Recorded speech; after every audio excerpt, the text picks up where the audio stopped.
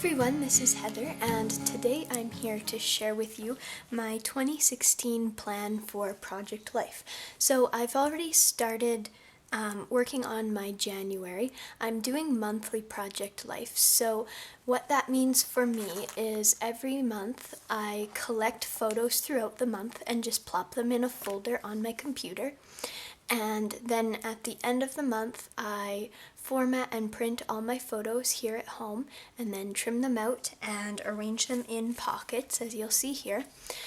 And then I go through and just, embellish and add the cardstock and make it pretty. So that's kind of what my plan is. I'm partway through January and right now it's mid-February, so I'm pretty happy with that. I don't always want to be super caught up because I don't ever want to have nothing to scrapbook about. So already I'm looking forward to this because I've scrapbooked a lot of moments in here that I wouldn't necessarily include on a 12 by 12 layout by itself. That's the joy of Project Life, is it really captures everyday moments in my opinion. So I'm super excited about that. One other thing before I get into the album is the album itself. I bought this, it's a We Are Memory Keepers, and it's a 12-inch high by 6-inch wide album. That's the pages on the inside anyways, and I'm doing pocket pages. So the ones that I've purchased are all 4 by 6 format, so there's 3 4 by 6s, and this was really hard to find. I was looking on several different websites and none of them had a very good selection of 12 by 6 or 6 by 12, whatever you want to call it, albums or page protectors. So I was also open to the 9 by 12 size, but I didn't really want to do a full 12 by 12 size just because I wanted to try something new and this was a bit more manageable. So that's why I selected this size. I ended up ordering it from a store called Scrap and Bean, which is local to my province here in Canada, and I was really happy to order locally from Canada because our dollar is so bad right now. The exchange rate is terrible for anywhere in the US or many other places, so I was happy to get it here in Canada, and I also paid less in shipping that way. So this album was $30 online, which I think is a pretty decent deal. I wouldn't normally pay that much, but because it's something that's unique and that I have never seen anywhere else, I was willing to pay that. And same with the page protectors. It wasn't exactly what I wanted. I would have preferred the one with the 3 by 4 in the middle. You might have seen those. It has a 4 by 6 on top and bottom, and then 2 3 by 4s in the middle.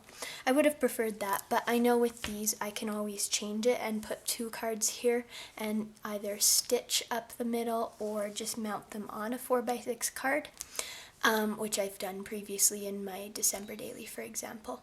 I just also remembered I wanted to give Scrap and Bean, where I got this album, a thumbs up because their customer service was really awesome. I was super happy with how they treated me. What happened was I ordered a album online. It was actually a gold album that was 12 by 6 inches, and I placed the order, and literally about 10 minutes after I placed the order, they phoned me on my cell phone because I included that number in my order, and they said that the book I had ordered was damaged on the cover. So I'm really happy that they told me that, first of all, instead of just sending it. That would be bad service, but they called me, they described it in detail what it looked like, and they offered me a discount. And I had also been looking at this one, so that sort of helped me make my decision actually, and I realized that I really did want the turquoise teal one. And I didn't actually really want to decorate the cover to try and hide those scratches, so I was really pleased that they called me, and they then got my order together. It was sent out the next morning. I placed the order in the evening. They sent my order the next morning, and by the very next day it got here. Now, their store is only about 3 hours away from the city I live in, but that for Canada Post, our shipping usually is not so good, so that was really quite impressive that they got it out that fast, and I'm so happy with the service they gave me. So if you're interested, I will link their website below. They have some really great products. The 12x6 album is not something they normally carry, so it might be hard to find, but you can always send them an email and ask them to reorder some. I'm sure they would be willing to do that for you. So that's sort of my spiel on my album, I guess. So now I will just do a flip through, and it's hard to get this in screen, so I'll do my best, but maybe what I'll do, I'll be posting close-up pictures on my blog of what I have done, as well as updates every so often when I do complete more. So check out my blog if you'd like to see more detailed photos. So for this cover page, I started doing it and then I got a bit overwhelmed because I wasn't quite in the zone yet. So it's sort of partway done. I think this card is done. I might add a bit more embellishing. I just hand cut out these numbers and added some washi tape here. On the second card, I used, these are just loose in here, but this is just a cut apart piece from some paper, and I used some letter stickers to spell out Heather and Andrew Ulmer, and Andrew is my husband, of course. So that's just sort of gonna talk about who the album mainly is about. And then this adventure cut apart is just loose in there too, so I will be doing that card, and then I'll just add something additional at the bottom too. Maybe some journaling or some goals for the year I'll write on there. So that's the first page. Then I have this spread, and maybe I will open this just to make it easier. So here, every month I've used these cut aparts, and they are bingo cards with each of the months on them. So that will just sort of be my title card each month. And what my plan is to use one of these large pages at the beginning and end of every month. So between that, I will have inserts. So these are all inserts, and then I have another 12 by 12 or 12 by 6 page at the end here. So that's my plan anyways. We'll see how that goes. And I've just stamped the dates on this little label, and I made this round label here, or whatever you want to call it, embellishment die cut. I stamped that and cut it out and inked it. And I've just got a paper clip up here and a craft doily. Here I have a craft label. This is a sticker and a little bit of washi and a stud there. And then some gold washi. This is new to me, I just got it. And a little puffy sticker, which is also new. I love those. So that is the first page. I'll try to go through this a bit quicker. I included this craft envelope, which I've had for a while. It said something about happy holidays here, which I just covered up. And I have a photo and a cut apart here. And then inside I put a tag, and I just tied a little bow out of baker's twine and stapled that on the tab, and journaled about how I completed my December daily.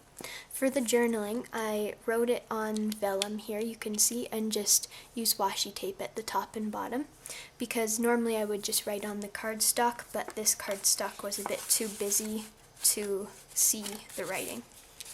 And then another photo, just a couple pieces of tape and another puffy sticker and a bit of journaling there. Oops. So this page is what I've been using for my pocket letters, which, by the way, I'll have a new pocket letter video coming soon because I've sent a few more out. But it's normally a 3x3 orientation, so I cut off the 3 on this end, and I'll just use that scrap plastic for something else.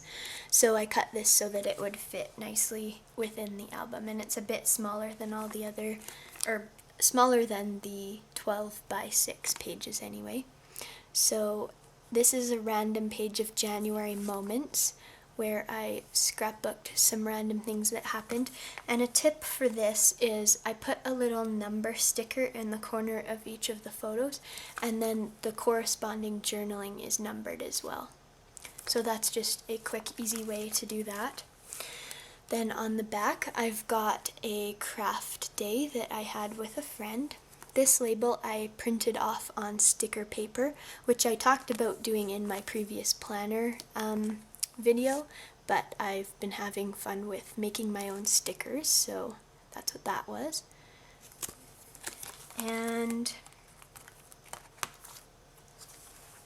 there's only a few more completed pages, so I'll show you those and flip through the rest quickly.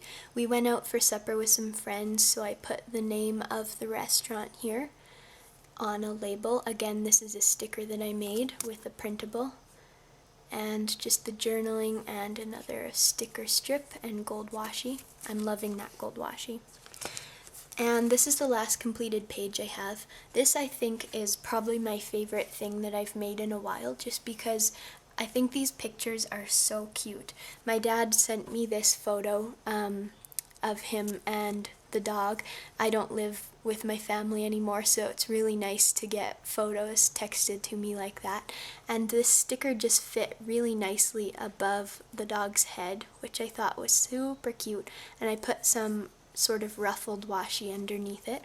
And journaling on this dark spot in my white pen worked out really well.